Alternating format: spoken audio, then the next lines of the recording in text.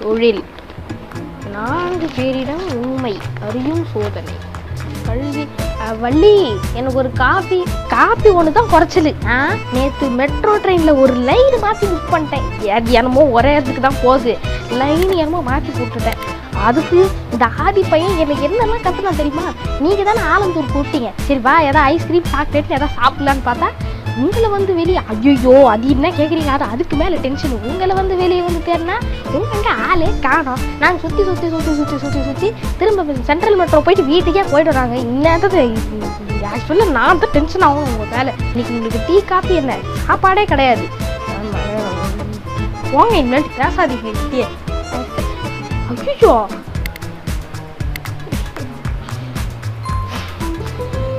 ஓட காஃபி குடிக்கலான்னு வந்து சோகம் போச்சு. A few moments later.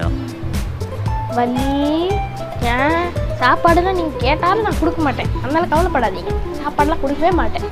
இனி நான் சமைக்கவே மாட்டேன். நீ சாப்பாடுலாம் ஒன்றும் கொடுக்க வேணாம். நீ சமைக்காத. அதனால தான் இன்னைக்கு வந்து மத்தியானம் நம்ம வந்து பீட்சா கடைக்கு போயிடலாமா? அங்கே போயிட்டு நம்ம 3 பேரும் போய் சாப்பிடலாம். ஆலந்தூரில் தான் நான் கூப்பிட்டு போக முடியல மனுஷிடு. இங்கே வந்து நம்ம போயிட்டு சாப்பிட்டு வரலாம். என்ன சொல்கிறேன்?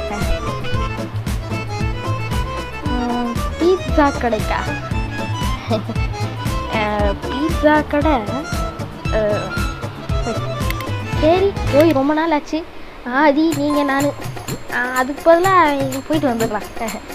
சரி போகலாமா? போகலாமா? சரி நீ போய் சீக்கிரம் ரெடி ஆகிடு.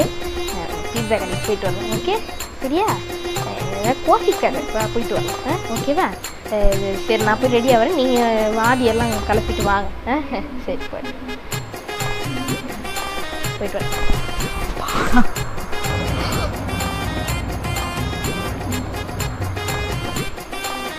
ஏன்டா அப்படி பார்க்குற? ஒன்றும் இல்லையே. சீக்கிரம் ரெடி ஆகிட்டு வா, பீட்சா கடைக்கு போகலாம்.